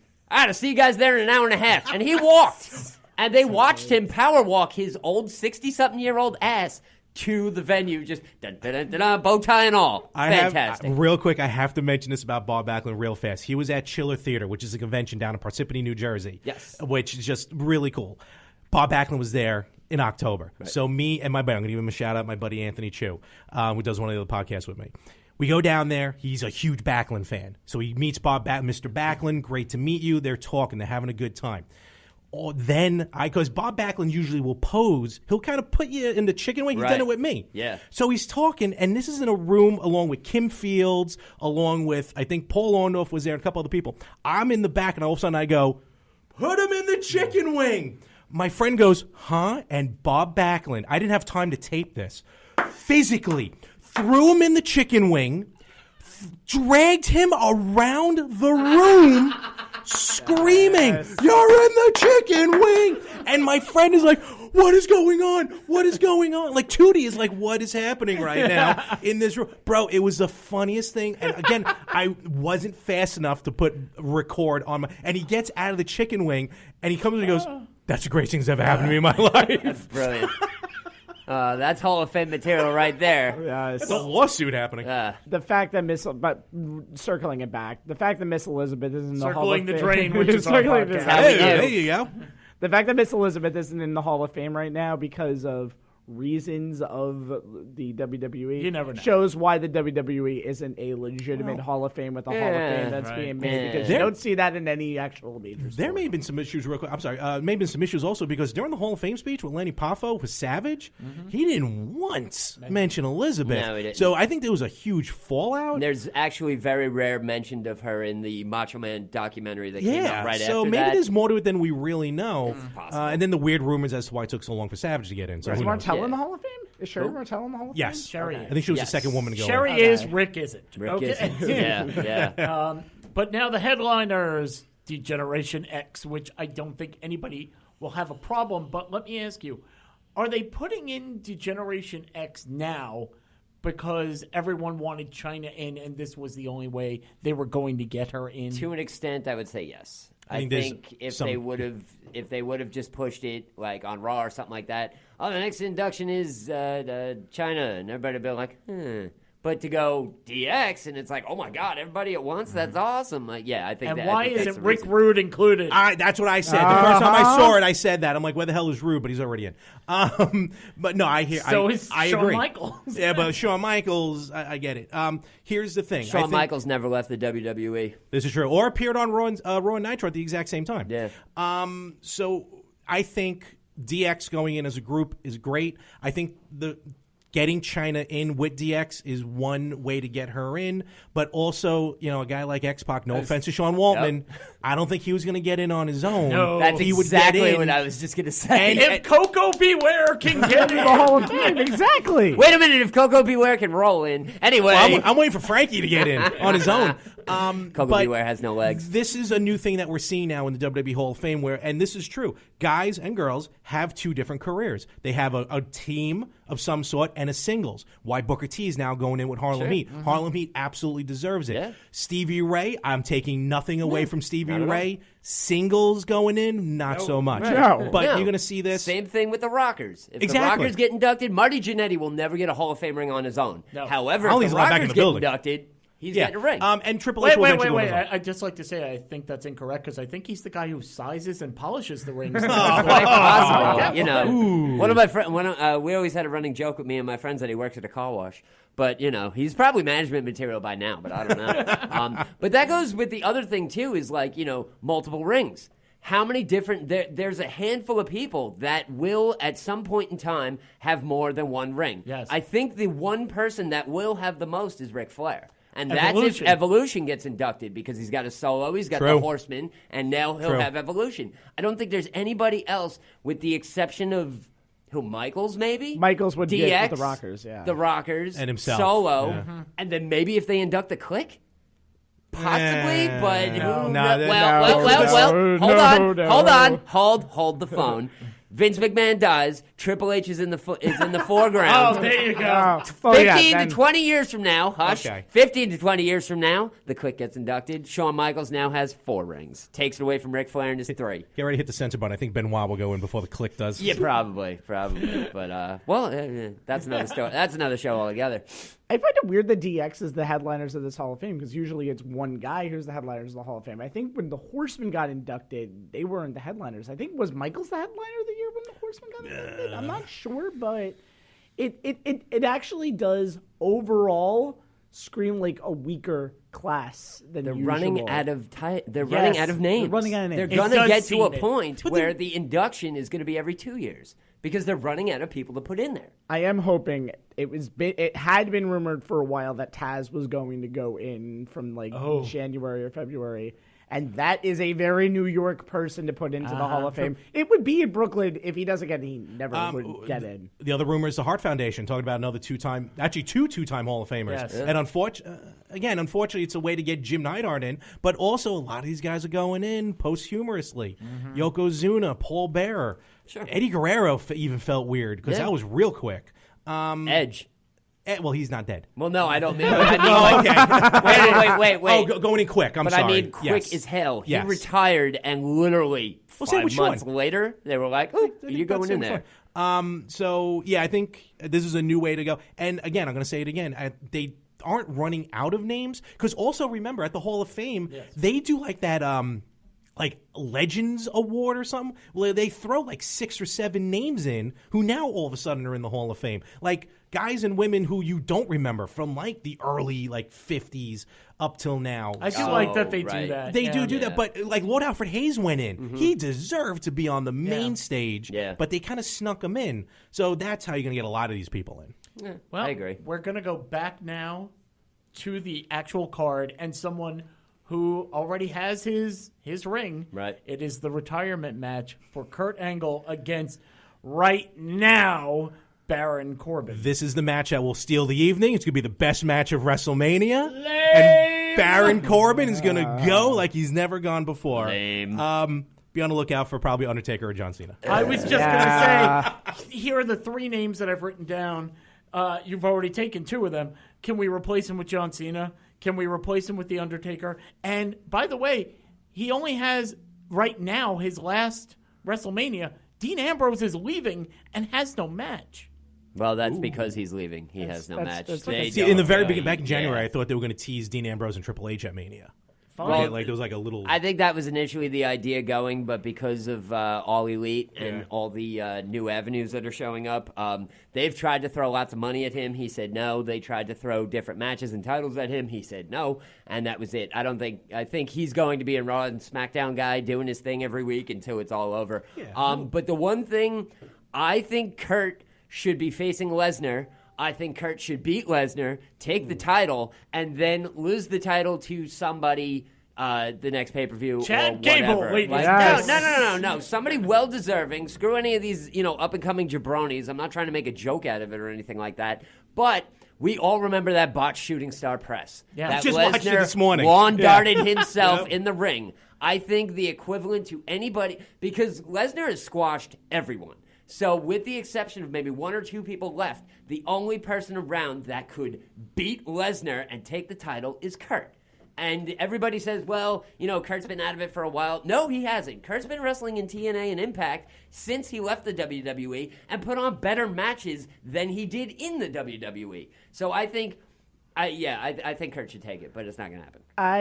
I think because of the public pressure, I think it's going to end up going to Cena if Cena's ready to go. But triple threat or just no, because no one wants to see Baron Corbin do anything. Apparently, I feel bad for Corbin. I like Corbin. I hate him. This has been like a revival this year. It's not a good character, but he can still go in the ring. But I feel bad because the whole Angle storyline has been rushed. Like, let's go from 27 days to saying, hey, this is my final match, to let me pick Corbin. What good would it do if it became a rushed match with John Cena 13 days before Mania, rather than it being Corbin 20 days before Mania and Angle winning? What good would it do if Cena was in this match? What good would it do if Taker was in this match? Let Corbin have his shot. I don't care if the crowd craps on him, which they will. Corbin deserves a shot to actually have the match. Agreed. Absolutely agreed. Storyline-wise, this is a perfect match. Yes. Storyline-wise, yes. But the crowd, of course, to the point where even the WWE was like on Raw, well, the universe isn't happy on Twitter and Facebook about this announcement. So, which is why, and I agree with you, where Corbin deserves the opportunity. When GM Corbin, I get a kick out of. I think he's better on the mic. I'm not saying he's the best on the mic. He's better on the mic when he started doing the GM gimmick. Mm-hmm. I think what's going to happen is, though, and it would kind of make sense in my eyes, maybe he'll squash Corbin, but then Cena, because remember, Cena's first match on the main roster was against Angle. So why not have Angle's last match against Cena? Oh, I like that. In those ugly yellow pants. That's right. Yeah. I forgot about that. That's and good. Also a lot of people, they want The Undertaker, and Angle. And, I mean this in a good way. The Undertaker, he may be a little broken down. Angle is starting to get a little broken down. You see him, like, as much as that match against Chad Gable was amazing, but just afterwards, he just almost looks like he just wants to crumple up in the corner. So that's why I'd like to see him against Corbin, but I'll take Cena, even as a very last-minute situation. The problem with Corbin as a character was when he lost that match versus Strowman at TLC to lose any general manager power, he kept the same gimmick. He kept everything about the same gimmick and changed nothing about him whatsoever. And said the same exact promo, I got screwed out of the general manager, wah. And that has killed him as a character. And even this whole 6-man with the Shield and having him in the storyline hasn't worked because, again, it's the same character. He is not a main level player, but he still deserves his match. I think the fact is, once you start wrestling in a vest, you can't go back. So that's it. You're kind of stuck now. Well, the problem with Baron Corbin is he missed his window. Basically, when they first brought him in, they were trying to bill him as this big, hawking, like, just destroyer and everything like that. And it was all well and good for, about a month or so. And then the Wyatt family showed up, and they were all way bigger than he was and more domineering and scary and everything like that. And Corbin basically got swept under the carpet. And then, he had, some decent matches, but nothing really, good. And then, they started building him up again a little bit more. And then Strowman came out of nowhere, no longer a what was he? He was one of Wyatt. No. I mean, even before the Wyatts, he was one of the shit. On, He went straight to the main roster, but when he became Well, he was a heel- Wyatt for a minute on the main roster. Yeah, he was part of some other stupid When story Eric angle Rowan. that I can't think of right at the moment. But he's just such a hawking beast that I think Corbin just was like, all right, you're 6'1", we can't do shit with you. Sorry, whatever. But I totally think Baron Corbin missed his window. I don't think he's ever going to get to the stature that they thought he would because they just didn't use him properly in the beginning. He was heading there. They gave him money in the bank, but what did he do that cost him money? He did something on Twitter. I don't think he did no? I thought it was anything. I Twitter. think it was just the feud that he was having going with Cena. And so they had him cash in that money in the bank, literally. Yeah, in no, a it second was- to lose to Jinder. So Yeah. Corbin has been in and out. He's never really done anything majorly wrong he's been a good soldier. He just hasn't done enough with the gimmicks that he's been given. Thankfully, and lately there's been that issue of the NXT guys and girls being called up and not being used, i.e. the Ascension, who I thought was amazing in NXT and just got destroyed on the main roster. Corbin, luckily, is still floating. He's still floating. For a while, like around the time when he lost Money in the Bank, it looked like he was going to fade away and go obsolete. But, he's on the bubble. And when I say on the bubble, just meaning he's like that NXT guy who's still surviving, but at any moment, he may get squashed again. At the next roster shakeup, we're going to see what they really want to do with Corbin, and it might not be pretty. All right, well, we'll see. In April, that'll be in Montreal. I think he's going to get future endeavored. Ugh, I hope not. Well, Why? There are other places he could show up in. He could show up in All Elite. He could show up in Impact. He could show up in Japan and actually really show off his chops. True. There's a lot of professional wrestling out there in the world that's not sports entertainment. No, I agree, but I still want to see him do something here in the dub because I don't know if he'll survive in those. I honestly, I think he's a dude that would do better outside the avenue. I think he's another Drew McIntyre. I was just going to say, Drew McIntyre is proof that sometimes you're better off leaving and coming back. Mm-hmm. well, going back to the match, now we're at the top three. That's who he was. Whoa. I'm sorry. Strowman started off as a rosebud. Okay. Yes, that's where he came from. He was right. initially All a right, fair rosebud, enough. and then He he showed was. up on the main roster as the biggest beast in the freaking world, and that was that. But he was initially a rosebud. And by the Okay. way, he just retired. Who's that? Adam Rose. Adam Rose. Yeah. Yeah. He went out on the indie scene for like a hot second with like a shaved head, and he was trying to recapture his Hitman, Yeah, they did. motif from NXT, and it just a friend of mine saw him wrestle, and he was like, "Yeah, he's garbage. I know. What a waste." Well, now to the Universal Championship. Ladies and gentlemen, I am the advocate. No, I'm not going to do that. Brock Lesnar versus Seth Rollins. I am ready. Well, I know you're going to go. That's your bathroom break on that one, I know. Yeah. This match I'm looking forward to. This is the first time in a while I'm waiting for a Universal title match at Mania to be good. Brock Lesnar, and they've said it on TV, and it's 100% accurate, works so much better with smaller guys, works better with guys like Rollins. Let's go back to him and Punk, one of the best matches SummerSlam's ever seen. And I remember I was there in the Staples Center. I'm like, this match is phenomenal.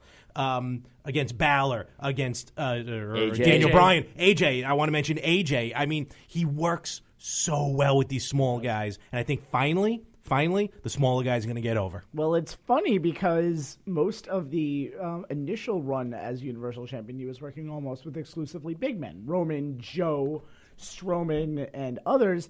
But when it came to facing someone like Jinder Survivor Series ago, he's like, nah, I'm out. And then that's when the AJs, the Daniel Bryans, the Finns showed up. Well, they're running out of opponents. I mean, Well, Well, they let's are. face facts. Him and Jinder would not have been good, but at least AJ put on a match. No, and I think this is keeping Brock motivated to stay in the WWE, having these matches that he hasn't had before. But Rollins, we can get to him. He's been built up perfectly. From this time, about 15 months ago, when he was a tag team champion with Jason Jordan, and unfortunately Jordan got neck surgery, and he's probably never going to wrestle again, to the point where he is now, it's just phenomenal where how he has become this workhorse, getting the Rumble, getting everything to go into a position where he is going to have a great match at Mania and most likely win his first. Can't believe it's his first I Universal know. Championship. Long time coming. Okay, I'm not a Seth Rollins fan at all. I hate the sound As of his by voice. your list before. I hate the sound of his voice. I'm waiting for this. I wish he would shut the heck up. And I give him all the credit in the world in ring. You know, he puts on good matches and such and everything like that, but not a huge fan. What my plan for the main event would be is I think instead of Seth, I think it should be Bobby. And I think the promos in between Heyman and Leo Rush might be very entertaining because I think Rush would We're gonna have to a step talk-off. I think, well, there's two different ways to do this, and there's two different ways of seeing it. I think the promos in between Heyman and Leo Rush would actually be really entertaining. And the other thing is, in a legitimate stasis, I think Lashley could beat the crap out of Lesnar with his eyes closed. Ooh. And the other thing that I think, as much as I think that it would be amazing at WrestleMania, what they should actually do is put the WWE title up on a main event in a UFC pay-per-view and have them actually fight for it. Whoever wins now becomes the champion and goes back to the WWE and can legitimately say, I beat him. And I think that would be awesome. Wow.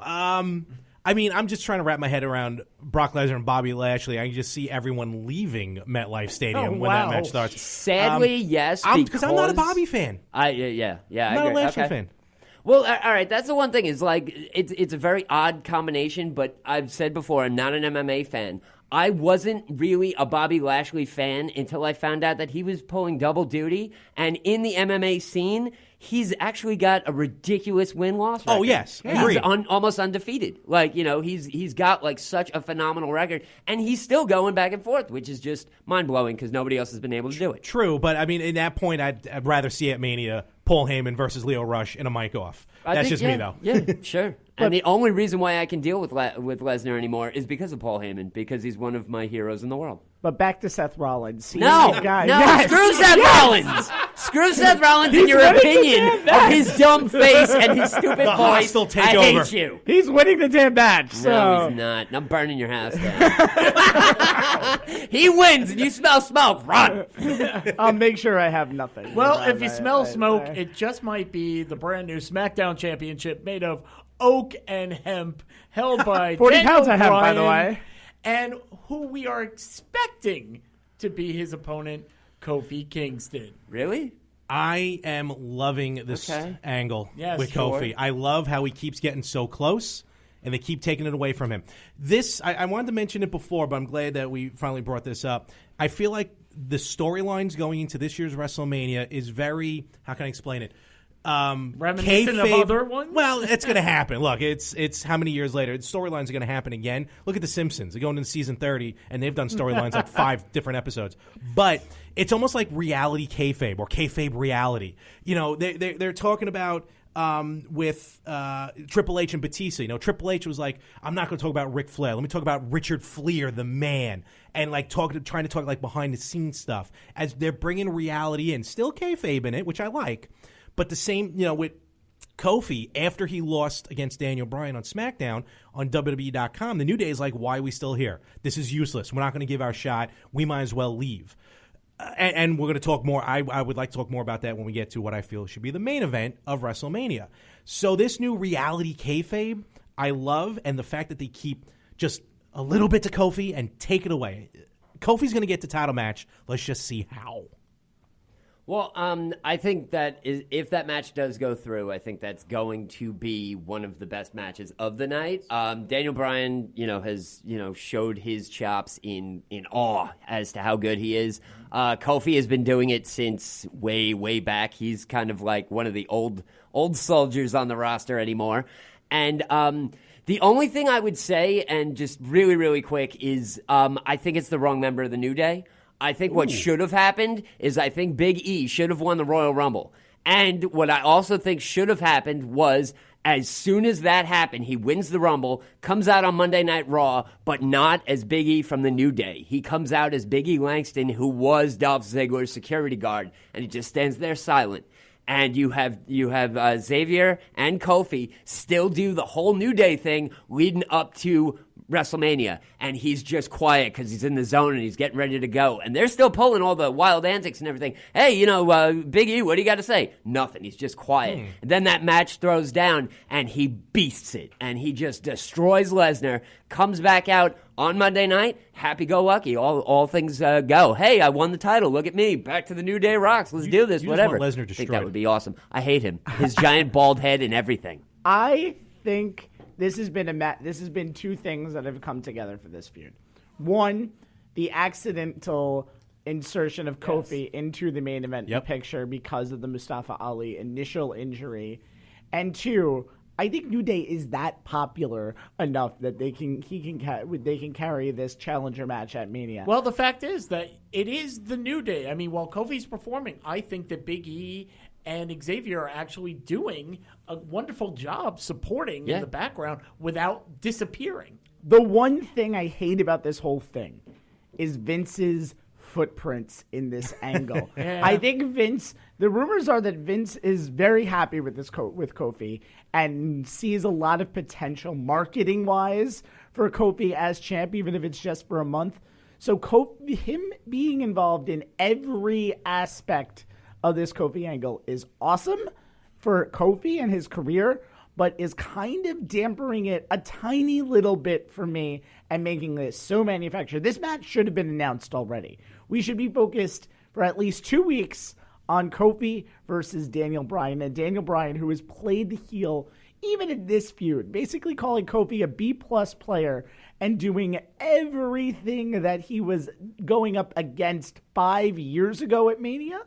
It's brilliant, but they're focusing a lot on Kofi versus the world, and that's kind of a little disheartening to me. The storyline is almost like Back to the Future. Back to the Future trilogy is the exact same story, all 3 movies. It's the exact same outline, but it's played out differently. Also, I think Mr. McMahon is the only McMahon left who wasn't really doing anything. So he can get involved in this one, as opposed to having Stephanie come out or Shane. And on top of that, if you're gonna, if anyone's going to be the biggest jerk of them all, who's going to do whatever he wants, it's not a storyline. The man has an ego the size of MetLife Stadium. So to me, it makes sense that Vince keeps pulling the rug out from underneath Kofi. But at Elimination Chamber, when Kofi was in the final 2 with Daniel Bryan, who has done an amazing job as heel, is the best heel right now in the business. Absolutely. That crowd was worked up and very disappointed when Kofi lost. But that's you fine. could have easily done it at Mania, or you could have even done it again at Fastlane, had him lose and had him go again at Mania for no problem. I think it's the way the WWE wants to jazz up this storyline a little bit that kind of ticks me off a little bit to this match. It's still one of the most looked forward to matches of this card, and I'm glad Kofi is getting a major pay-per-view shot. If that happens and it doesn't become a 4-way, which I'm still a tiny bit worried about. But put all New Day in there. Very glad that this matchup is going, but it could be better. I mean, obviously, what I equated Kofi in that chamber was almost like when they put Santino Marella in the chamber, which was also against Daniel Bryan. But also the crowd was hot. They knew he wasn't walking out with the title, but it was still fun. Like, for those few minutes, you suspend disbelief, and you're like, holy, can he walk out the champion, Santino Marella? Of course, Kofi's on a completely different level. Don't get me wrong. Don't get me wrong. Kofi definitely had to lose at the Elimination Chamber, but again, giving him a little bit and then taking it away, it's the story. How does he get to the title match? Well, let's just look at Fastlane when Kofi defended it against 2 people who were very well built up as faces in Ali and Owens, and the crowd was essentially, until about 4 minutes left in the match, chanting for Kofi Kingston, and you had It's the crowd, but the crowd still makes the match. If the crowd hijacks the pay-per-view, it sucks, but they have to deal with it. But then you kind of have to listen to them in this situation because Kofi deserves the shot. No, and Kofi, and we know Kofi's going to get it, but you can't. Here's the thing: when my friend worked at the WWE on the writing team. Look, I'm not saying I know all the ins and outs, right? Because the day he signed his contract, he called me and says, A, I'm working for WWE. B, I'm never going to be able to talk to you again. Because, we had the, what do you call it? Yeah, confidentiality. Confidentiality. He just big time Jeff. No, probably. At least I got free tickets to some shows. But, sometimes you have to go. You can't go with the crowd, which helps. Sometimes the crowd's going to get disappointed. It's the way the business is. granted, you don't want to disappoint him each and every week, but, disappoint him at Chamber, disappoint him at Fastlane, give it to them at Mania. Just give it to them at Mania and don't disappoint him constantly to the point where we don't really care about the payoff. Yeah, but you also got to realize that no matter what the main event is, by the end of this show, it's an 8.5-hour show, and everybody's going to be sleep deprived and want to kill each other, and so.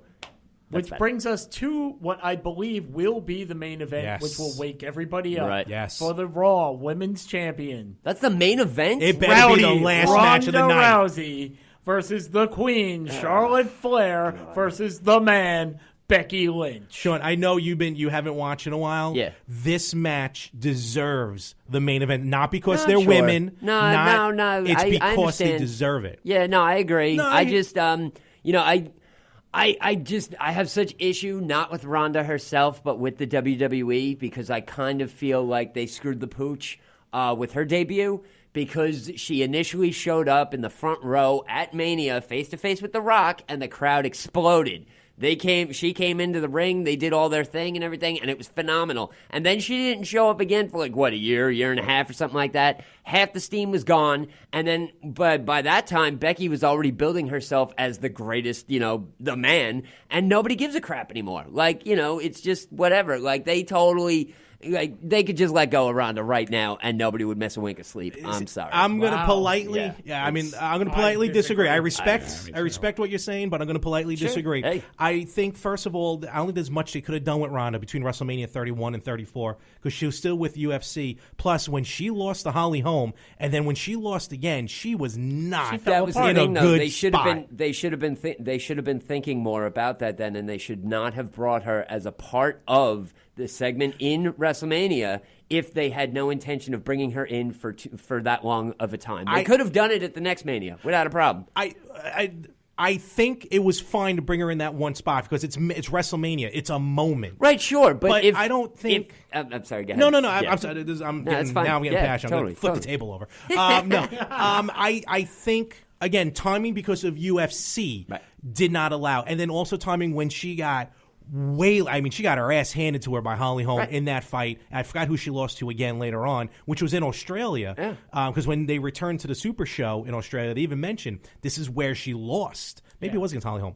But so I get that part. But now since WrestleMania 34, since last year, I love her in ring. Her in-ring wrestling, I love. I love the judo aspect. Her on the mic, not that good until she turned heel.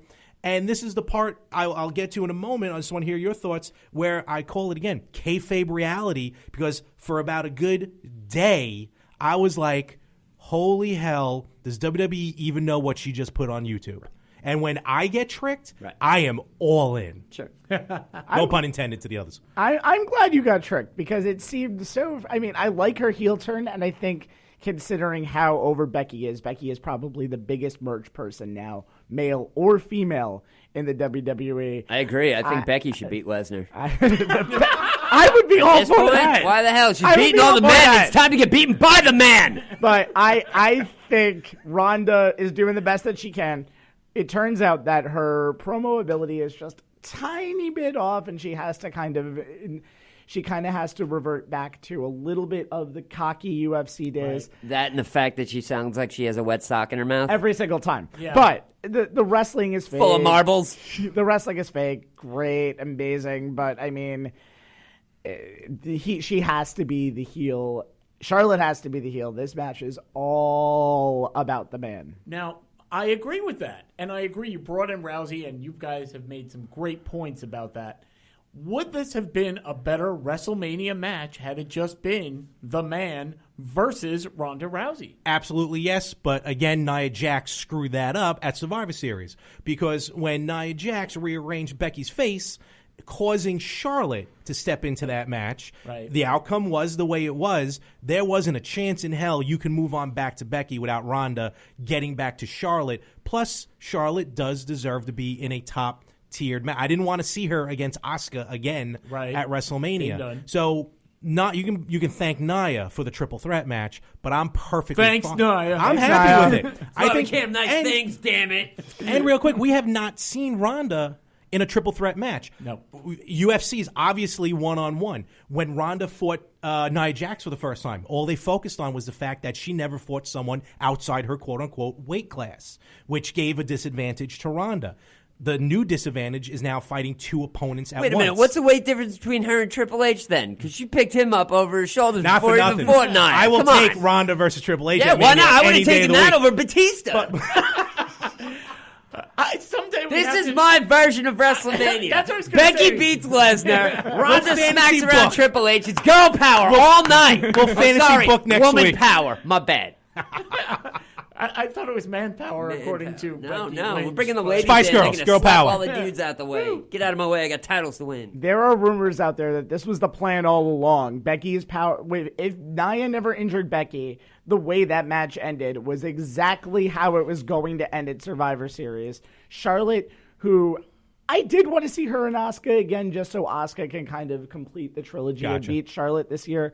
But Charlotte is a main event player. Charlotte is doing her best right now, probably since she moved to SmackDown, as a heel. And she is, I think, whatever Ronda's not doing promo-wise, and she's making up for on Twitter, basically defending the honor of her husband after Becky posts some inappropriate I wanna talk pictures about that in a on moment. there. Whatever promo work that Ronda has been lacking at, Charlotte has picked up and has gotten so much attention from the fans. And that's why when Charlotte and Becky face off in the ring at Mania, it's going to get as much attention and then the parts when Ronda and Becky, or even Ronda and Charlotte, face off at Mania. I mean, you got the WrestleMania crowd, which is all over the world. That's a whole different crowd than any other day of the year, except maybe SummerSlam, because they're starting to travel for that. I think that I feel like Charlotte actually is getting kind of hidden in this match. I don't know. I just don't feel Charlotte as much in this match. I don't know why. I can't explain. But, you know, I kind of forgot where I was going with my point. So Well, one more thing that they did on SmackDown that was really good is the Charlotte and Becky brawl. They've actually kept the two sides away from each other and realized, hey, Ronda's on Raw. Let's keep her on Raw. Hey, Charlotte and Becky I are do still like on that. SmackDown. Let's keep them on SmackDown. They'll probably put them together like next week, but actually having them back on their respective shows and expanding the Charlotte-Becky storyline that they hated each other for years and tried to one-up each other is perfect. one of the best matches last year was their last woman standing match at Evolution. Great match to see live. What I wanted to mention was the Twitter. When you mentioned Twitter, this is why I thought for a minute, I'm like, is Ronda going rogue at this point? And again, when I watch wrestling, when I'm going to be at MetLife for those 12 hours that I'm going to be there, Oh my God. I'm Only 12? well, I'm doing the tailgate party beforehand, so which I actually am doing. I suspend disbelief. I think we all do at some point. You suspend disbelief, and then you get thrown into it, of course. So when Becky and Ronda were going back and forth on Twitter, and really when I hate using the word fake with wrestling, because it's not fake. We all know it's choreographed, obviously, but it's not fake. But when Ronda called the armbar fake, and then she also called it, it looks like a dick, and then that's when Becky superimposed Ronda's husband on it, I'm going, what is happening here? And then, of course, the epic YouTube video from Ronda Rousey when she said, F the WWE Universe. Again, I'm sitting there going, what? Do they know what's happening? Is she, because she got booed, and knowing her, she's the only one that could have used that F word, fake, over the other F word, because she's from the UFC. She's not in this 100%, so she can get away with that. Yep. But when she showed up on Raw, I think it was after Fastlane, when she attacked Becky, it wasn't like it wasn't a sports entertainment attack.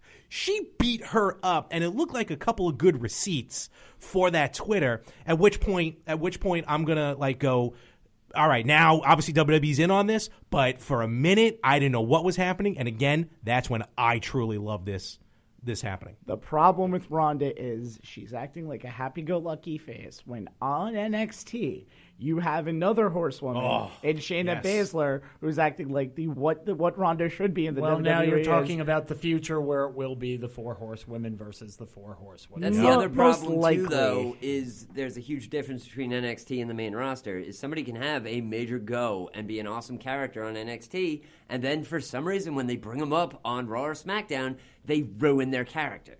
which just doesn't make any sense. And, I don't know. I don't think Shayna Baszler is going to be the beast that she is on NXT on the main roster. Well, what we're going to do now, folks, because we got to wrap this up. We could talk for hours, Oh, but absolutely. I don't think we should. So let's just go through very quickly. We'll do a list of winners, and then we'll say goodbye. All right. So let's see. Any picks at all? I don't even know if anybody knows. The Andre the Giant Memorial Battle Royal. Is it going to be Strowman again? Oh, yeah. Is it going to be anybody else? Probably Strowman. I mean, he's the only one announced right now, but I'll go Strowman. I mean, Strowman wins every battle royal. Sean, I can't wait to hear who you would pick. No, I would say Strowman at this point just to keep his name alive because he doesn't have anything else going on, and I think at some point he is going to be the big man with the title as soon as they decide or Lesnar decides he doesn't want it anymore. Okay, Drew McIntyre versus Roman. Drew. I'm actually going to go Drew. I feel like he's going to destroy the Shield.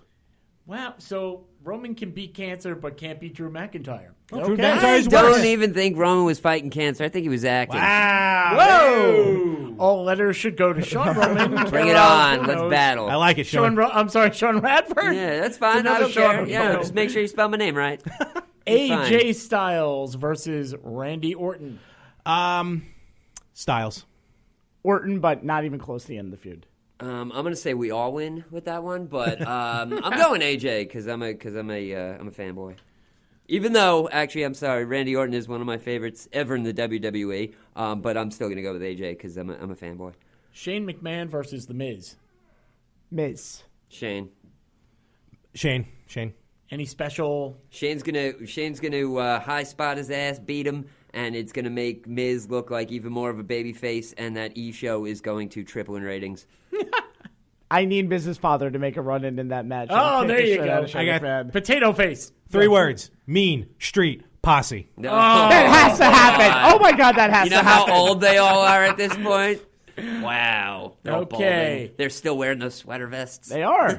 Sean, Kurt Yeah. Angle versus Baron Corbin. Kurt. Can it end any other way, Larry?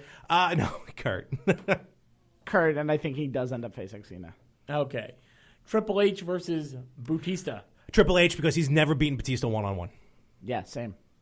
I'm going to say Batista. Okay. Just because. Buddy Murphy versus Tony Nese.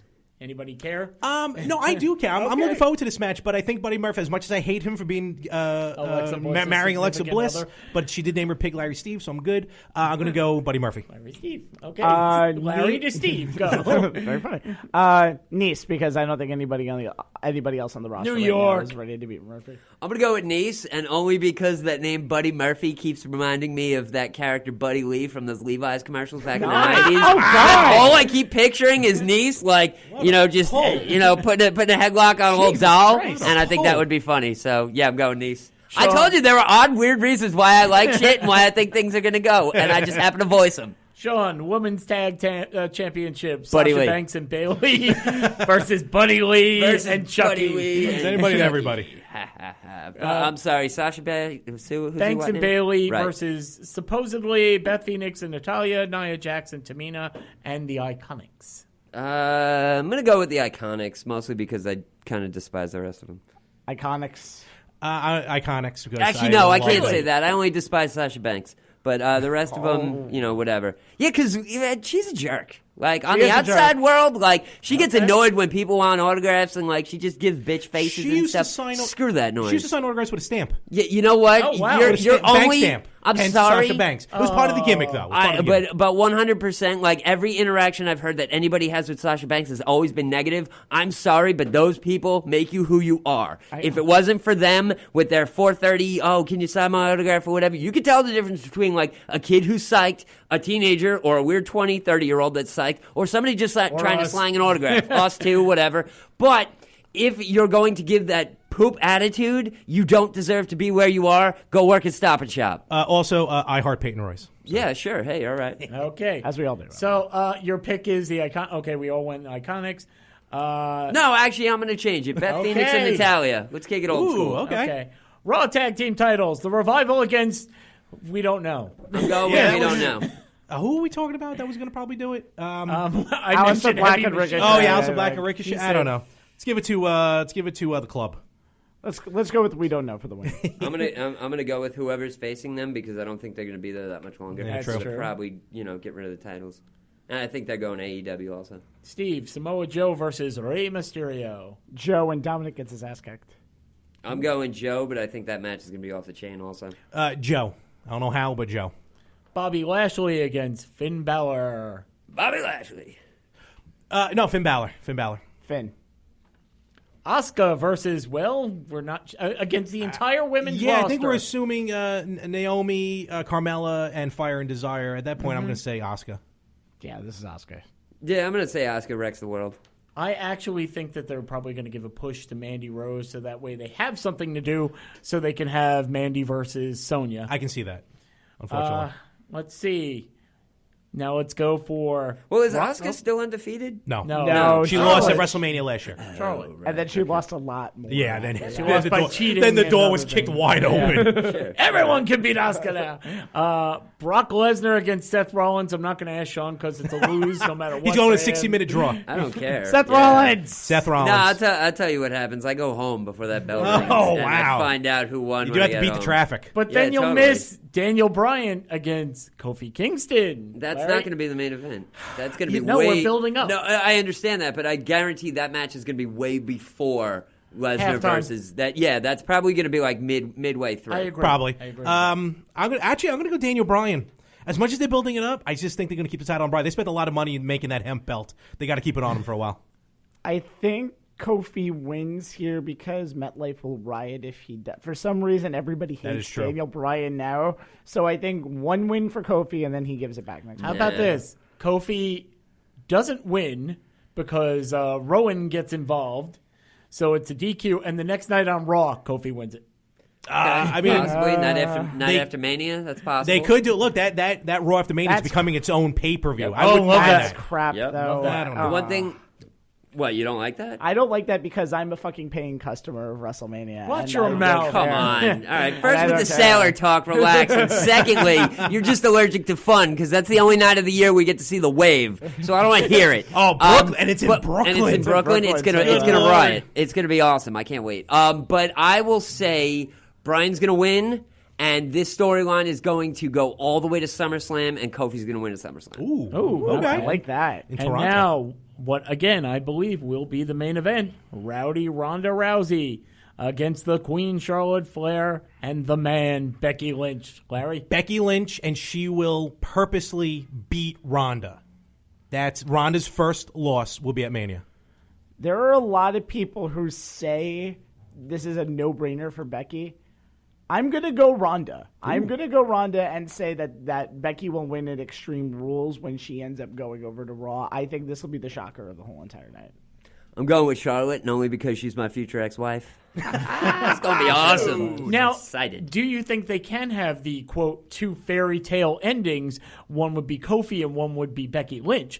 Can you do both on the same card? I done think it so. before. They did WrestleMania 20 Yeah, it wasn't with Eddie true. and that other guy. Eddie and Benoit. I don't know, some dude Yeah, who won the yeah, title match at Benoit. the end of the night. I say it's Benoit. I have the The gut. Pegasus my- Kid. my headset The just went out. Pegasus I'm sorry. Kid. The rabid Wolverine. What?